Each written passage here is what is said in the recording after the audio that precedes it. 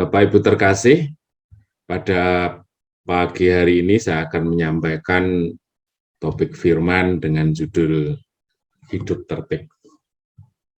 Nah, kalau menurut versi Kamus Bahasa Indonesia, saya buka di Google, arti kata tertib itu adalah teratur, rapih teratur, katanya rapih tersusun. Kemudian menurut aturan, ya.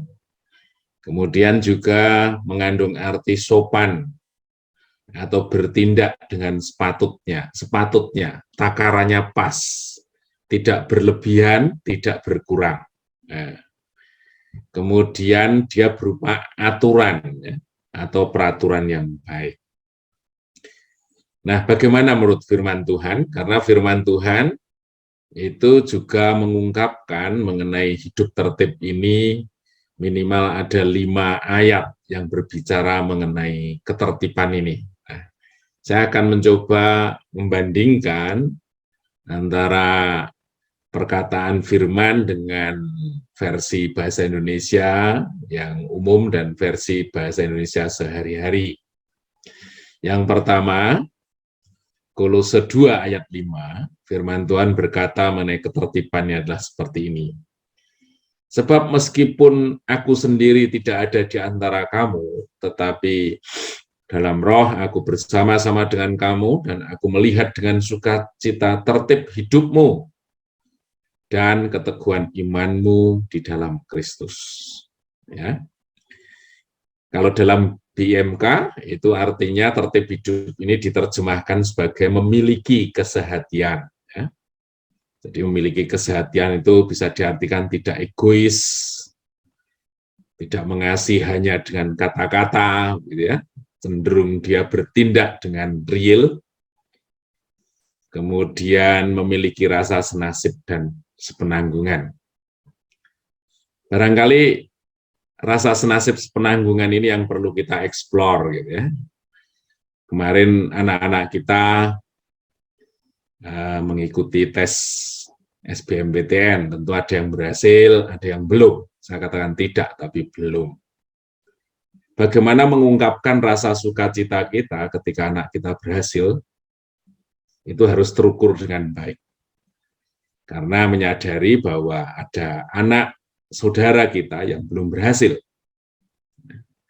Apakah kalau mengucapkan kata selamat bagi yang berhasil barangkali mudah, tetapi apakah kita juga berkata terus teguh, tetap tenang, nantikan pertolongan Tuhan, karena Tuhan pasti menolongmu bagi anak-anak kita yang belum berhasil.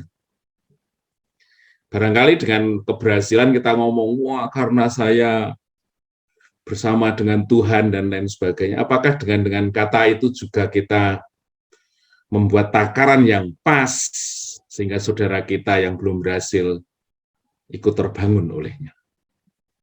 Itulah senasib sepenanggungan ya, dalam contoh yang sangat sederhana. Sehingga kita berperilaku sesuai porsinya. Kemudian yang berikutnya, di 1 Tesalonika ayat 14, kami juga menasihati kamu, saudara-saudara, tegurlah mereka yang hidup tidak tertib. Belalah mereka yang lemah dan sabar terhadap semua orang. Dalam BMK, hidup yang tidak tertib ini diterjemahkan sebagai orang yang tidak mau bekerja. Ya. Jadi orang yang tidak mau bekerja.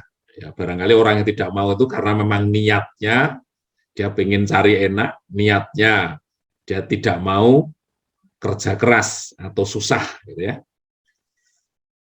Nah, pokok masalahnya sebenarnya karena malas, gitu ya. Jadi alasannya barangkali orang yang malas itu takut gagal. Percumalah, sudah ada orang yang berusaha yang sama, nanti hasilnya juga seperti itu. Saya tidak punya modal, saya tidak punya keahlian. Tubuh saya agak terganggu kesehatannya, sehingga kalau kerja seperti itu tidak cocok, dan lain sebagainya. Itu adalah contoh hidup yang tidak tertib. Jadi di perjanjian bahasa Indonesia sehari-hari dikatakan orang yang tidak mau bekerja. Kemudian di 2 Tesalonika ayat 11, firman Tuhan berkata demikian, kami katakan ini, karena kami dengar bahwa ada orang yang tidak tertib hidupnya dan tidak bekerja, melainkan sibuk dengan hal-hal yang tidak berguna. Nah, kalau dalam BIMK, arti kata tidak tertib hidupnya itu bermalas-malasan dan sibuk mencampuri urusan orang lain. Ya, kata bermalas-malasan tadi sudah saya sampaikan sebelumnya, ini dalam satu paket dalam arti kata tidak tertib yang diterjemahkan di 2 Tesalonika 3 ayat 11, yaitu sibuk mencampuri urusan orang lain. Gitu ya. Kalau kita menyadari, kita mengerjakan urusan kita aja seringkali kita kedodoran gitu ya, banyak hal yang mesti diselesaikan gitu. Tapi tipikal orang ini suka mencampuri urusan orang lain. Barangkali urusan sendiri nggak pernah dipikirin, nggak pernah dikerjakan, tapi dia sibuk melihat apa yang dilakukan oleh orang lain gitu ya.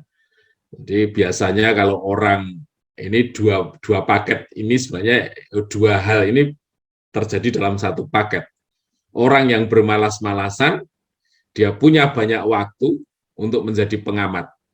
Jadi ngamati, oh si A itu, B itu segini, wah si A itu kerjanya tidak beres, padahal dia sendiri yang nganggur tidak mau bekerja, gitu ya.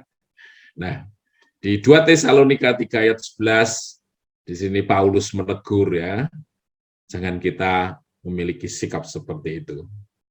Urus pekerjaan kita sendiri, pikirkan pekerjaan, bukan pekerjaan orang lain, pikirkan orang lain dalam hal yang positif.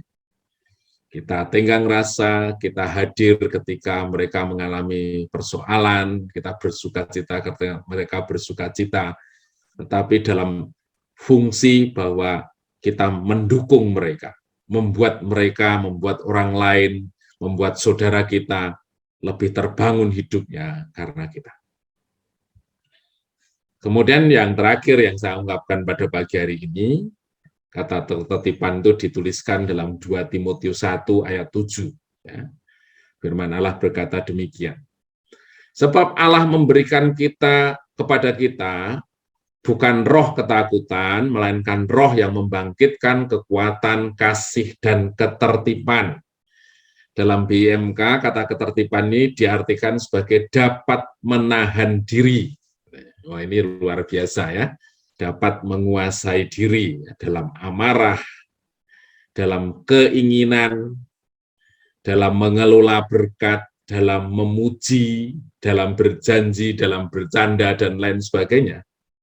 Itu sebenarnya sesuatu yang porsinya tidak boleh lebih dan tidak boleh kurang.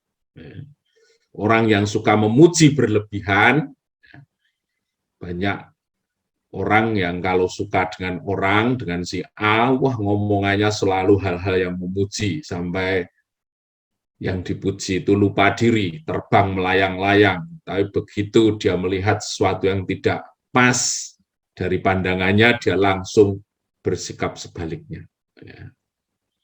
Atau ada orang yang bercandanya keterlaluan, sampai tidak bisa membedakan mana yang penting, mana yang tidak, mana yang kudus, mana yang tidak.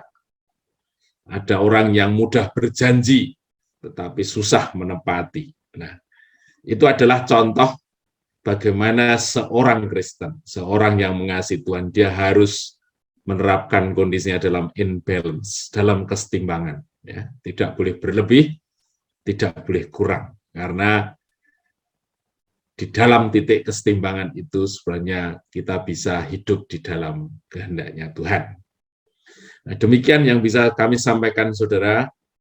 Jadi firman Tuhan mengajar di hari ini untuk kita bisa melihat diri kita, mengevaluasi, yang pada akhirnya kita bisa menempatkan diri pada posisi yang tepat sesuai dengan kehendaknya Tuhan. Terpujilah namanya, mari kita mempersiapkan hati kita untuk mengawali doa kita di pagi hari ini.